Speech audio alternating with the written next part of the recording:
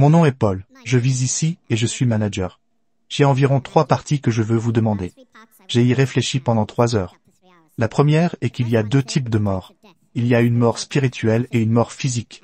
Un frère posait la question de savoir si vous quittez l'islam, vous devriez être mis à mort pour cela. Dans la Bible chrétienne, Dieu dit, « Si vous ne me connaissez pas, je ne vous connais pas. » Et je pense que ces simples mots résument une mort spirituelle. Quand la personne qui a choisi d'ignorer Dieu se tient devant Dieu au jour du jugement, Dieu dira simplement, « Vous ne me connaissiez pas et je ne vous connais pas. » C'est une mort spirituelle. Je dis cela comme un commentaire. Ma femme et moi, nous marchions dans les rues de Dubaï, et nous avons passé un CD et un livre sur l'islam. J'ai déménagé de Singapour. Je suis britannique, mais j'ai vécu à Singapour pendant 23 ans. J'ai côtoyé de nombreux musulmans, hindous et bouddhistes. Et je suis heureux de dire que j'ai appris plus sur mes semblables en étant loin de la Grande-Bretagne que je n'aurais jamais appris en Grande-Bretagne. Ce que vous faites ce soir est merveilleux, et je vous souhaite tout le meilleur. Pourquoi cela s'est-il arrêté? Si l'islam tire beaucoup de choses de l'Ancien Testament, ce que je connais comme l'Ancien Testament. Abraham avait une femme appelée Sarah. Comment le savez-vous? Vous le savez parce que c'était enregistré. Seriez-vous d'accord donc dans le Nouveau Testament que les personnes qui ont écrit et enregistré ces choses disent-elles la vérité? Je vous pose une question à laquelle j'espère que vous répondrez dans une minute. Disent-elles la vérité? Ou est-ce inventé? Et par conséquent, pourquoi ne sommes-nous pas encore aujourd'hui en train de sacrifier des animaux à gauche et à droite pour expier nos péchés, car il y a un autre pardon? Le dernier point que je veux faire est que j'ai été absolument étonné. J'ai appris cela à Singapour, qu'il y avait des historiens au moment où Jésus aurait été observé, en train d'être crucifié, qui n'étaient pas chrétiens. Il n'y avait aucune référence à leur religion. Mais ils ont enregistré que cet homme Jésus a vécu. Oui, nous savons qu'il a vécu. Vous reconnaissez en tant que musulman qu'il a vécu. Mais il a été observé, en train d'être crucifié. Et c'est enregistré dans la Bible, par les mêmes personnes à qui je vous demande. Croyez-vous que Marc, Matthieu, Luc et Jean ont existé? Est-ce une histoire inventée? Parce que si toutes les autres choses ont été observées, Jésus a dit ceci, ou Jésus a dit cela dans les Écritures rouges de la Bible. Où est la ligne entre quelque chose qui s'est passé et quelque chose qui ne s'est pas passé? Je suis désolé, c'est une longue question. Je vais répondre à la question. Le frère a posé une très bonne question. Il a dit que dans mon discours, par exemple, j'ai mentionné qu'Abraham avait une autre femme du nom de Sarah, que la paix soit sur eux. Comment l'ai-je su? De la Bible. Donc, il me demande que beaucoup de choses, si l'islam a des similitudes avec l'Ancien Testament. Maintenant, quand nous passons au Nouveau Testament, comment je choisis? Pourquoi ne crois-je pas aux auteurs? Frères, toute chose, qu'elle fasse partie de l'Ancien Testament ou du Nouveau Testament, qu'elle fasse partie d'une écriture hindoue ou de toute autre écriture, en tant que musulman, je considère, pour autant que cela me concerne, je traiterai de l'autre point plus tard, pour autant que cela me concerne en tant que musulman, que ce Coran est mon Furqan. Furqan est le critère pour juger le bien du mal, et mon bien-aimé prophète, Muhammad paix et salut, a dit « Propagez même si vous connaissez un verset, et il n'y a pas de problème si vous citez les écritures des gens du livre. » Maintenant, en ce qui concerne les écritures des juifs et des chrétiens, il y a 3 règles à suivre. Règle numéro 1, si cela correspond au Coran, nous n'avons aucune objection à accepter cette partie comme étant la parole de Dieu. Point numéro 1. Point numéro 2, si cela va à l'encontre du Coran, nous le rejetons. Cela ne peut pas être la parole de Dieu. Peu importe qui l'a écrit, Paul, Matthieu, Marc, Jean, n'importe qui. Règle numéro 1, si cela correspond au Coran, parce que cela a été prouvé comme étant la parole de Dieu, en ce qui nous concerne. Scientifiquement, tout, même une personne logique, si elle découvre que ceci est la parole de Dieu, et ensuite si elle compare tout ce qui correspond à ce qui a été prouvé, comme ceci est notre règle. Vous savez, nous avons un ruban à mesurer. Une fois qu'il a été confirmé que c'est correct, alors nous utilisons cela comme notre Furqan, comme notre misant. Donc, ce qui est dans l'Ancien Testament, le Nouveau Testament, les écritures bouddhistes, les écritures hindoues, ce qui correspond au Coran, nous n'avons aucune objection à accepter cela comme la parole de Dieu. Ce qui est contraire au Coran et au Sahih Hadith, nous le rejetons. Cela ne peut pas être vrai. Maintenant, ce qui ne correspond pas au Coran, mais qui n'est pas non plus contradictoire, c'est optionnel. Comprenez-vous? Optionnel. Optionnel signifie peut-être vrai, peut-être faux. Donc ces choses qui sont mentionnées dans la Bible, Ancien et Nouveau Testament, qui correspondent au Coran, et ceux que j'ai cités aujourd'hui, à 100%. Nous n'avons aucune objection à accepter cette partie comme la parole de Dieu. Il y a beaucoup de choses qui vont à l'encontre du Coran, sur lesquelles je peux donner une conférence sur les différences entre l'islam et le christianisme. Il y a certaines choses qui sont optionnelles, ni vont à l'encontre du Coran, ni ne correspondent au Coran. Donc, ces parties qui ne vont ni à l'encontre du Coran, ni ne correspondent au Coran, sont optionnelles pour nous.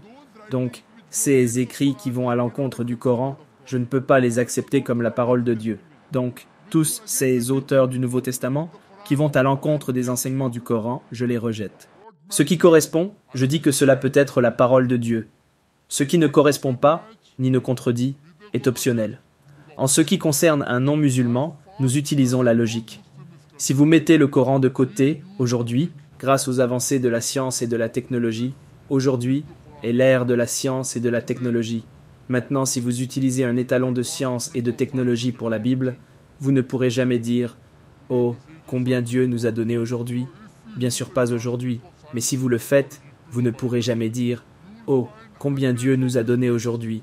Donc, ce ne sont que des exemples de combien Dieu nous a donné aujourd'hui. Si vous n'êtes pas capable de dire cela, et qu'il n'y a toujours pas de parole de Dieu, aujourd'hui est l'ère de la science et de la technologie.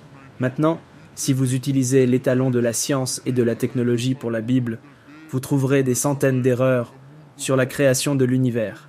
Il y a une erreur. La Bible dit, comme je l'ai mentionné plus tôt, que Dieu Tout-Puissant dans la Genèse chapitre 1, versets 16 à 19, a créé deux grandes lumières. La plus grande lumière, le soleil, pour gouverner le jour. La plus petite lumière, la lune, pour gouverner la nuit.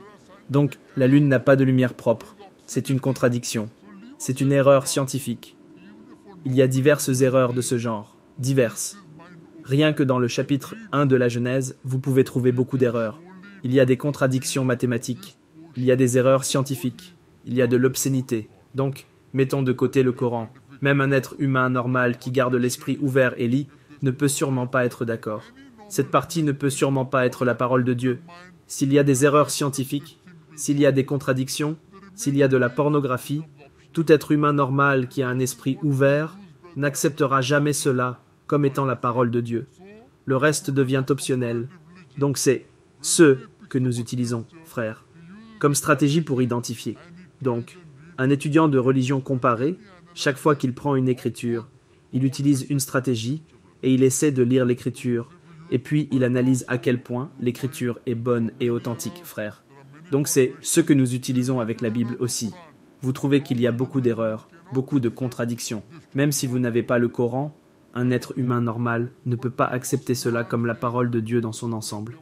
Mais parce que le Coran dit qu'une révélation a été donnée à Jésus, que la paix soit sur lui, ce que nous disons, c'est que la partie qui correspond au Coran, nous n'avons aucune objection à l'accepter comme la parole de Dieu. J'espère que cela répond à la question, frère. Cela répond en partie à la question. Le point que j'essayais d'aborder concernait le péché et le diable. Le point que j'ai soulevé était que, dans la littérature islamique que l'on m'a donnée, il y avait à peine de référence au péché, au pardon du péché, à la condamnation, au pardon du péché, que nous ressentirions tous si nous n'avions aucun moyen d'être pardonnés pour nos péchés. C'était une partie de la question. Donc, une question à la fois, ce sera mieux. Oui, comme vous l'avez dit, vous avez donné un court discours, j'essayais de couvrir autant que possible. Pas de problème, frère. La question est que la littérature qui vous a été donnée ne contenait pas de référence au péché. Je ne sais donc pas quelle littérature vous a été donnée. Mais si vous lisez le Coran parle aussi du péché. Il parle de l'enfer. Il parle de la punition. La littérature qui vous a été donnée traitait peut-être d'un sujet particulier. Comme dans le discours d'aujourd'hui, je n'ai jamais parlé de péché parce que le sujet était les similitudes entre l'islam et le christianisme. Mais j'ai donné d'autres discours qui parlent du péché. Donc la littérature qui vous a été donnée, frère, traitait peut-être d'un sujet spécialisé particulier.